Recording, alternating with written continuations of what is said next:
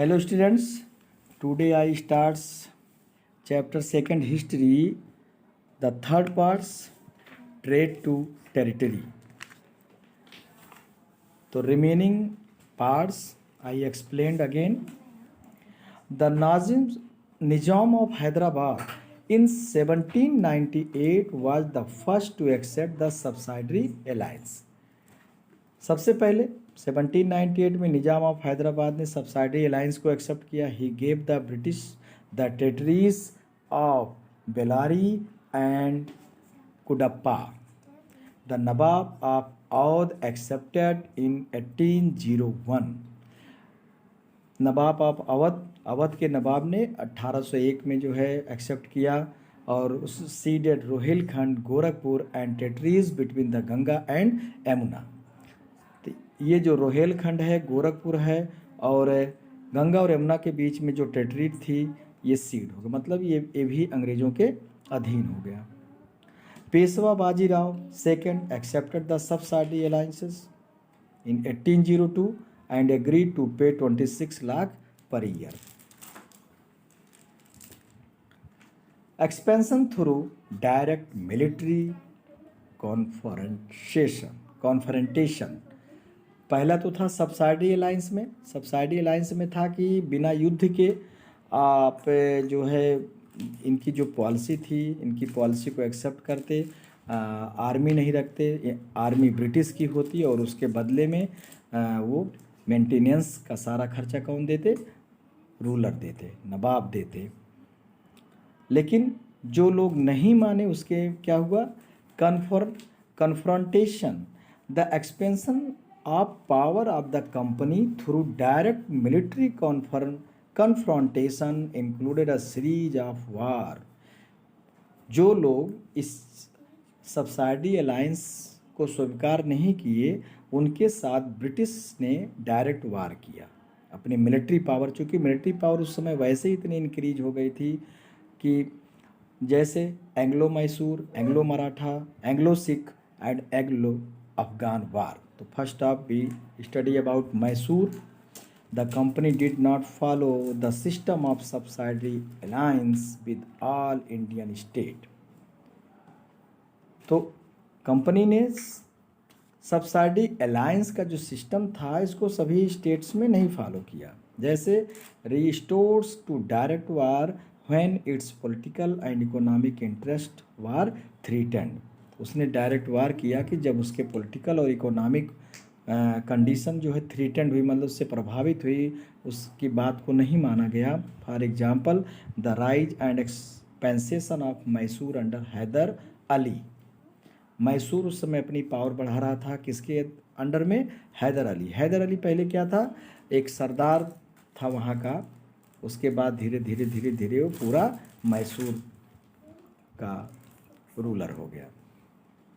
Resulting in 4 wars between 1767 to 1799. 1767 से लेकर के 1799 के बीच में 4 वार हुए. 2 वार जो है हैदर अली के बीच में हुआ और 2 वार उसके बेटे टीपू सुल्तान के बीच में हुआ. तो first Anglo Mysore war. The first Anglo-Mysore War happened because Mysore controlled the trade on the Malabar coast. क्यों शुरू हुआ? क्योंकि मैसूर ने मालाबार कास्ट पे जो व्यापार था उसको अपने कंट्रोल में कर लिया. Since this spice trade was very lucrative for the EEIC, क्योंकि यहाँ से जो मसालों का व्यापार होता था वो EEIC के लिए बहुत इम्पोर्टेंट था. They formed an alliance with the Nizam of Hyderabad, Maratha and Nawab of Carnatic to attack Mysore. Mysore पर अटैक करने के लिए EIC ने क्या किया? एक गठबंधन किया निजाम ऑफ हैदराबाद से, मराठों से और नवाब ऑफ कार्नेटिक से. In turn brought the Nizam and Marathas to his side. अपनी तरफ मिला करके बाई प्रोमिसिंग टेरिटरीज गेन. और इस ये वादा किया कि उनको टेरिटरी का लाभ होगा, उन्हें हम आज़ाद मतलब उनको टेरिटरी देंगे. He attack Arcot and reached Madras. Arcot पर अटैक करके मद्रास पे तक पहुंच गए. Second Anglo Mysore war. The British violated the treaty of 1769 and did not help Haider when the Maratha attack Mysore in 1771। तो फर्स्ट एंग्लो मैसूर वार में ट्रीटी हुई थी, संधि हुई, ट्रीटी ऑफ मद्रास। ऐसे आपको पहले ही बताया हमने कि जब कार्नेटिक वार हुआ था तो प्रत्येक कार्नेटिक वार के बाद ट्रीटी किया था, संधि हुई थी। Which the British and Hyder Ali agreed, जिसमें हैदर अली और ब्रिटिश इस बात पर सहमत हो गए थे कि in case attack by the third party, अगर कोई तीसरा उन पर अटैक करेगा तो एक दूसरे की हेल्प करेंगे। लेकिन इसमें क्या हुआ, अंग्रेज तो अपने बात पे कभी रहे नहीं, वो केवल पॉलिसी करते रहे डिवाइड एंड रूल का। तो जब मराठों ने मैसूर पर आक्रमण किया तो अंग्रेज़ों ने उनकी मदद नहीं की। 1771 में, डेट आप अंडरलाइन करते जाइएगा। The English also attempted to capture Mahe, English ने भी मतलब EIC ने भी माहे पर कब्जा कर लिया। Which was under Hyder jurisdiction, जो कि हैदर अली के क्षेत्र में आता था। Hyder died during this war but his son, Hyder Ali मृत्यु हुई इस युद्ध में, शहीद हुए वो, लेकिन उसका बेटा टीपू कंटिन्यूड, मतलब लगातार युद्ध लड़ता रहा। Second Anglo Mysore war finally ended with the treaty of Mangalore, पुनः जो है संधि हुई 1784 में, with the British and Mysore agreeing to respect each other territories. इस बात पर दोनों सहमत हुए कि हम दोनों एक दूसरे के टेरिटरी का सम्मान करेंगे, मतलब किसी को अटैक नहीं करेंगे और किसी के टेरिटरी को कब्जा नहीं करेंगे। The third Anglo Mysore war under Tipu, Mysore control the profitable trade of the Malabar coast, पुनः जो है टीपू ने कंट्रोल कर लिया। Company purchase pepper and cardamom, pepper काली मिर्च होती है, कार्डमम इलायची, इनका परचेज करके 1785 में Tipu stop the exports of sandalwood. Tipu ने, चूँकि कर्नाटका रीजन में चंदन बहुत होता है, तो उसके एक्सपोर्ट पर रोक लगा दिया, निर्यात पर, पीपर एंड कार्डमम इन सबके। And disallowed local merchant, local स्थानीय व्यापारों को अलाउ नहीं किया, ट्रेड विद कंपनी, कंपनी के साथ व्यापार करने से मना कर दिया। He establish a close relationship with the French, और वो ब्रिटिश के बजाय फ्रेंच के साथ संबंध बढ़ाना शुरू किया, और ये अंग्रेज़ों को बिल्कुल नहीं पसंद आया। The British got furious and decided to control Tipu Sultan, इससे ब्रिटिश एंग्री हो गए और वो टीपू सुल्तान पर आक्रमण करने के लिए, कंट्रोल करने के लिए हो गए। और इस तरह से पुनः थर्ड मैसूर एंग्लो वार हुआ, जिसमें Tipu was defeated and under the treaty of Srirangapatnam, Tipu की हार हुई और श्रीरंगपट्टनम जो कि वहाँ की कैपिटल थी 1792 में संधि हुई। ही also had to pay a huge fine and send 2 of his sons a hostage to the British, और इसमें जो है बहुत नुकसान उठाना पड़ा टीपू को, भारी कर्ज देना पड़ा, भाई टैक्स देना पड़ा, और अपने 2 बेटों को ब्रिटिश की सेवा में लगाना पड़ा। The fourth Anglo Mysore war, the lord Wellesley, उस समय गवर्नर जनरल लॉर्ड वेलेस्ली था। The British governor general asked Tipu to accept the subsidy alliance, उसने कहा सब्सिडी अलायंस को स्वीकार करने के लिए, लेकिन he refuse and war declare 1798। चूँकि वो बहादुर था, टाइगर ऑफ मैसूर के नाम से जाना जाता है। Tipu died fighting at Srirangapatnam, Srirangapatnam जो फोर्ट था उसके गेट पर उस लड़ते लड़ते वीरगति को प्राप्त हुआ। British annexed most of his conquest and handed them over to the Nizam of Hyderabad, British ने उसके बहुत से एरिया पर कब्जा कर लिया और कुछ निजाम ऑफ हैदराबाद को दिया। The remaining kingdom was placed under the heir of an old ruling family, और जो कुछ चीज़ें बची रह गई, कुछ क्षेत्र, वो पुराने जो है रूलिंग परिवार के उत्तराधिकारियों को सौंप दिया। The Wodeyars who accepted the subsidiary alliance, जिसने सब्सिडी अलायंस स्वीकार किया था, उसको कुछ सौंप दिया। नेक्स्ट है Marathas. From the late 18th century the company also tried to curb the power of the Maratha, मराठों के पावर को कर्व करना मतलब उसको कम करना, सिकोड़ना चाहा। Marathas recovering from the third battle of Panipat. Third battle of Panipat Ahmad Shah Abdali और मराठों के बीच में हुआ था, जिसमें मराठा बुरी तरह से हारे थे और जितना आगे वो बढ़े थे नॉर्थ में उतने बैक होकर के पुनः अपने प्लेस पर पहुंच गए थे 1761 में। The emerge as the possible alternative to the Mughals in north India. चूँकि उस समय मुगलों की पावर कमज़ोर होती रही थी और मराठा उस समय बहुत तेज़ी से बढ़ रहे थे, लेकिन अभी वो उभरे ही नहीं थे और इस तरह से मराठा कमज़ोर हो चुके थे और वो 5 मराठा चीफ्स में बट गए थे। Peshwa, Gaikwad, Holkar, Bhonsle and Scindias had internal differences. इनमें सब आंतरिक मतभेद थे। The Bhonsle and the Scindias had internal differences. The British took advantage, और ब्रिटिश ने इस फूट का फ़ायदा उठाया और एक दूसरे को अपनी तरफ मिलाना शुरू किया और एंग्लो मराठा वार डिक्लेयर कर दिया। 1775 से लेकर के 1819 तक चला। The first Anglo Maratha war after the death of the 5th Peshwa, 5वें पेशवा की मृत्यु के बाद his uncle the Raghunath Rao wanted to ascend the throne. गद्दी पर कौन बैठना चाहता? उसका चाचा Raghunath Rao. In order to this he joined hands with English. इस लालच में उसने अंग्रेजों से हाथ मिला लिया। This was oppose by the Maratha, जिसका मराठों ने अपोज किया। Consequently a war to place ending the treaty of Salbai, और इस तरह से युद्ध छिड़ गया और जो सी समाप्त हुआ कौन सी संधि के साथ? Salbai 1782। They mutually restricted each others territories. Raghunath Rao was installed as Peshwa, और इस तरह से रघुनाथ राव को पेशवा बनाया गया।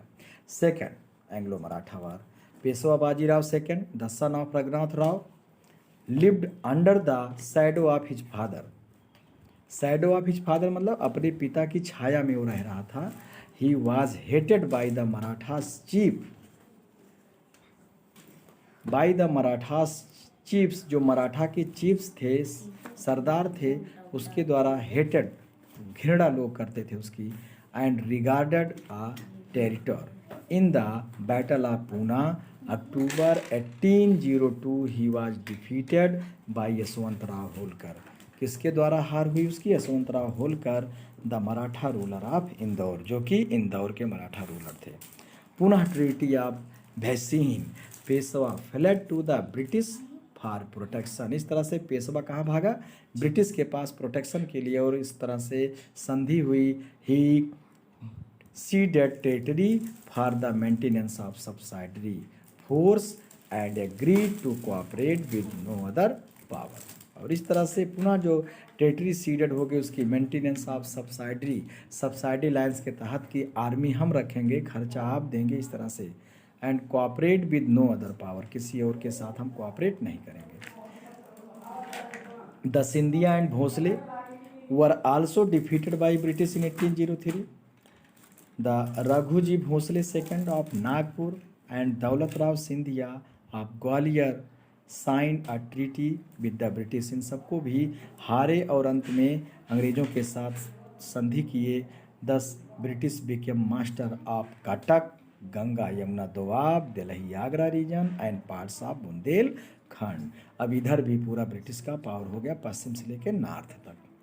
The third Anglo Maratha war, it started in 1817 with the invasion of Maratha territory by British troop। कब शुरू हुआ? 1817 में, जब अंग्रेजों ने अपनी ट्रूप सैन्य आक्रमण कर दिया मराठा टेरिटरी पर।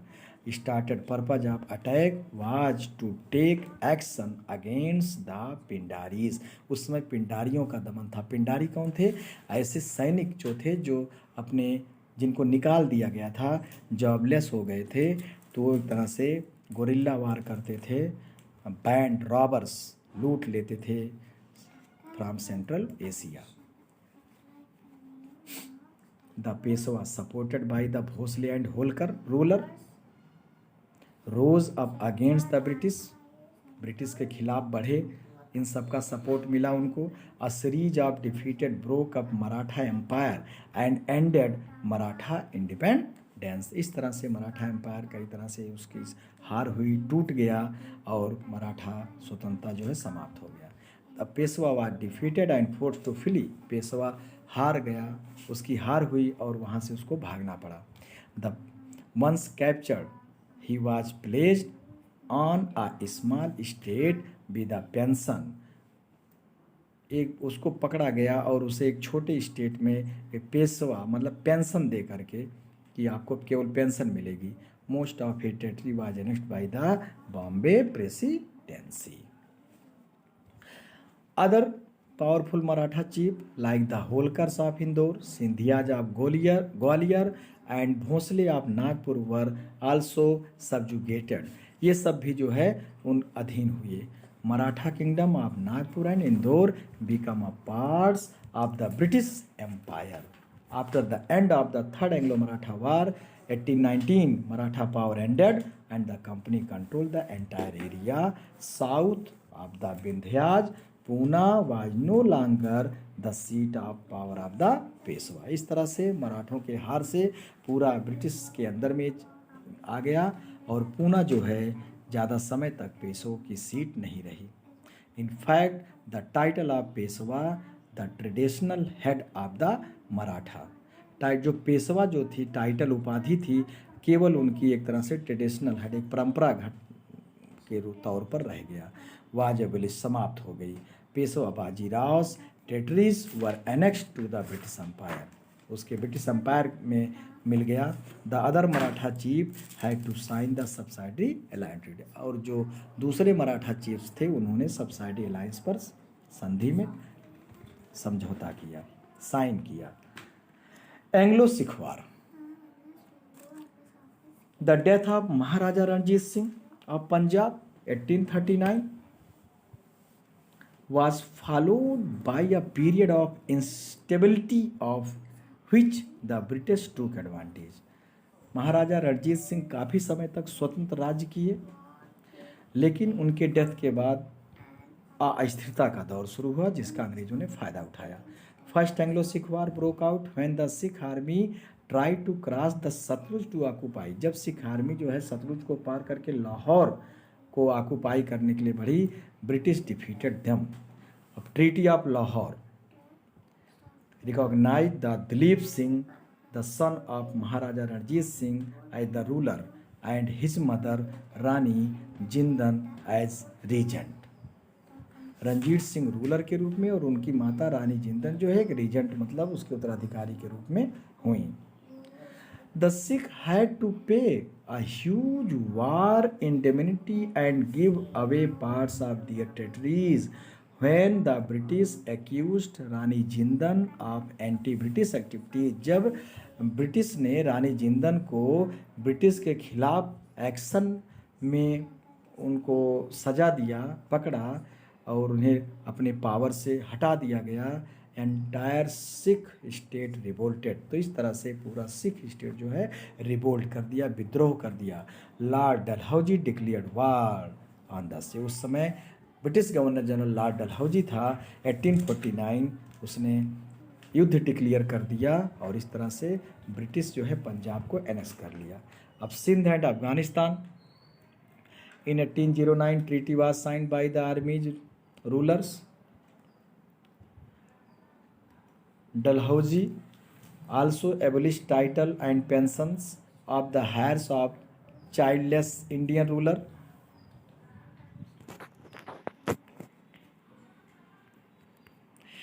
Sindh, who promised not to let the French pass through their territories, मतलब अपने टेरिटरी से फ्रेंच को जाने नहीं देंगे, जो प्रॉमिस किए। If the British promise not to transports arm through Sindh, मतलब कि इफ़ द ब्रिटिश प्रॉमिस्ड, यदि ब्रिटिश प्रॉमिस नॉट मतलब जब वो पूरा नहीं किए टू ट्रांसपोर्ट आर्म की सप्लाई थ्रू सिंध के रास्ते से।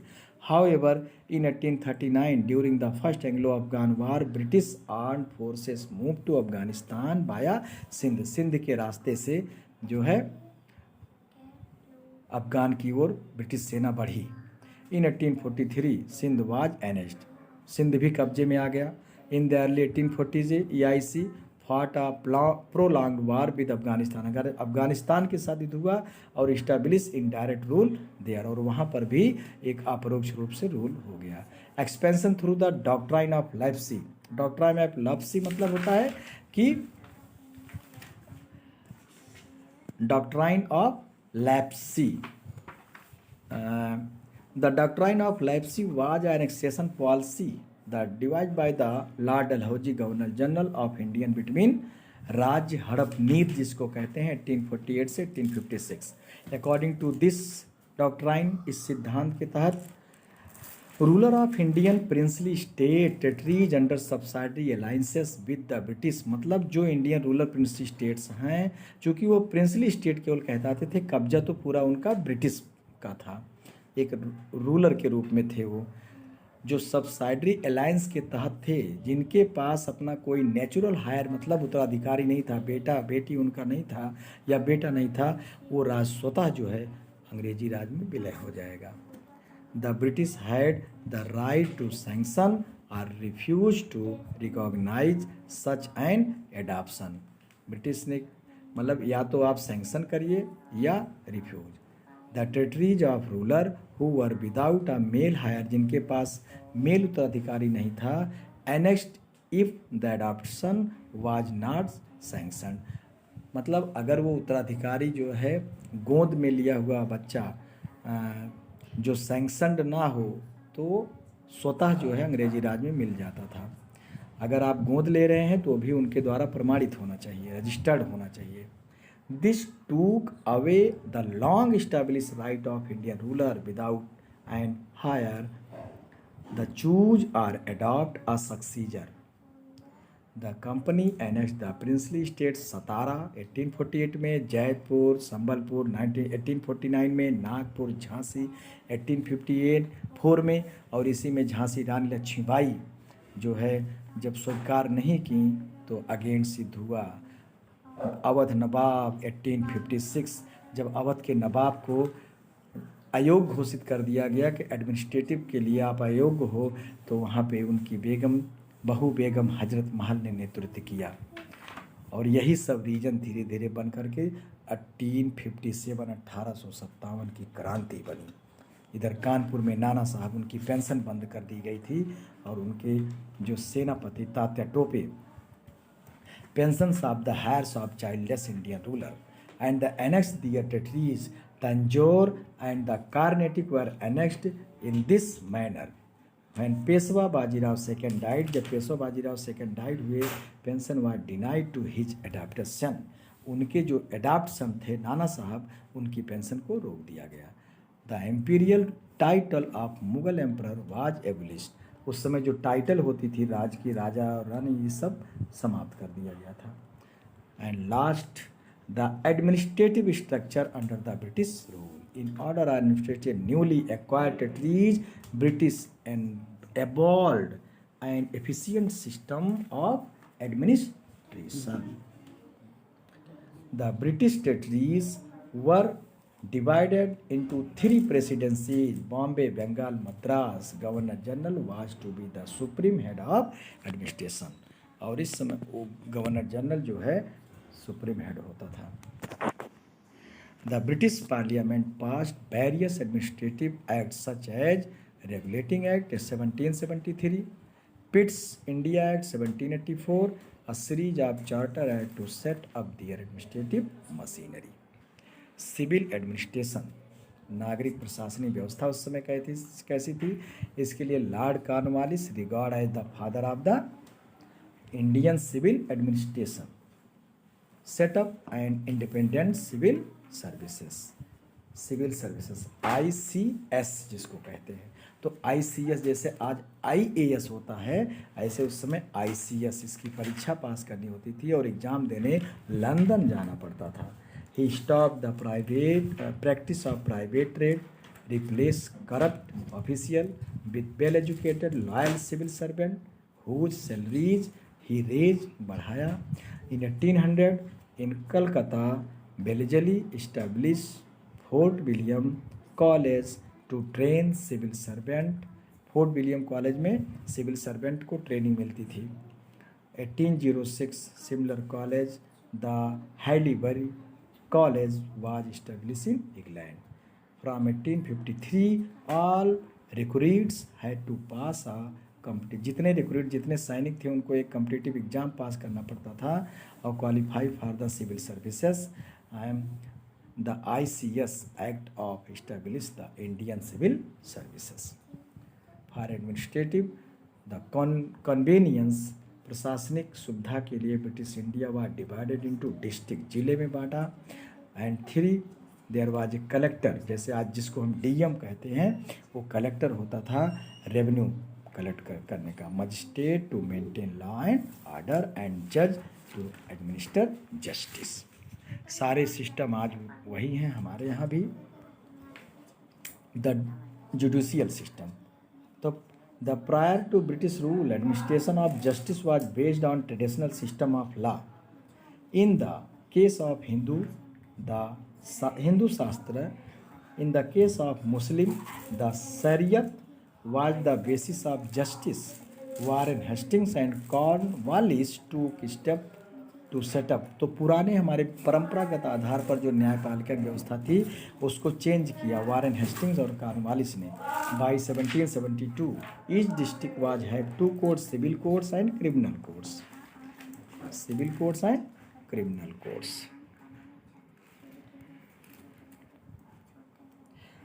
The hands of the Qazi and Mufti who were under the collectors। काजी और मुफ्ती जो होते थे ये एक तरह से न्यायाधीश होते थे जो कि कलेक्टर के अंडर में काम करते थे। Under the regulating act 1773 the supreme court was establish in Calcutta with Elijah Impey as its chief justice. पहली चीफ जस्टिस थी ये बाई द एक्ट। आज हमारा सुप्रीम कोर्ट कहाँ, न्यू दिल्ली में है, पहला कहाँ था, कलकत्ता में। It was decided that English law would be strictly applied only in the cases involving British citizen. मतलब इंग्लिश लॉ जो है इन्वॉल्व होगा कब, जब ब्रिटिश सिटीजन इन्वॉल्व होंगे केस में। While the Indian would be tried under their traditional law, जबकि भारतीयों के लिए जो है उनके परंपरागत कानून के तहत जो है केस चलेगा। In 1793 the famous Cornwallis code, Cornwallis जो है कुछ कोड बनाया, कोड ऑफ कंडक्ट जिसको लॉ बोलते हैं। जैसे जुडिशियल सर्विसेज में in 1833 the graded structures of code came into being and 1865 high courts were established at Kolkata, Madras and Bombay. सबसे पहले इन 3 प्रेसिडेंसीज में हाई कोर्ट स्थापित हुआ। The codification of law was meant to establish judicial equality in the law which applied to both the ruler and ruled। दोनों के लिए, ruler and ruled, शासक और शासन। This was the principle of rule of law। However, even though the judicial system professed equality before law, the Europeans were tried in special courts by British judge। जबकि European के लिए जो है British के जज होते थे, उनके कोर्ट्स में उनका केस चलता था। अब इंडिपेंडेंस ऑफ जुडिशरी, न्यायपालिका को स्वतंत्र बनाया गया, इस पर किसी का अधिकार नहीं। This mean that judiciary was free from the influence of the political and civilian administration. The army, the bulk of the company's army consisted of Indian soldiers or sipahi. उसमें जो भारतीय लोग होते थे उनको सिपाही कहा जाता था। While its officers were exclusively British, जबकि सैनिक जो होते सिपाही इंडियन होते थे उनको आगे रैंक नहीं दिया जाता था, बहुत ज़्यादा से ज़्यादा सूबेदार तक, और जो बड़े अधिकारी होते थे ये सब अंग्रेजी होते थे। In the early 19th century British develop a uniform military culture। All soldiers were subjected to a European style of training। सबको जो ट्रेनिंग दी जाती थी यूरोपियन स्टाइल में, respective of caste and community, मतलब कास्ट और कम्युनिटी को छोड़ करके। तो this is the end of the chapter 2। I hope that you will understand explanation, write your notes and search your answer and write in fair notebook. Thanks.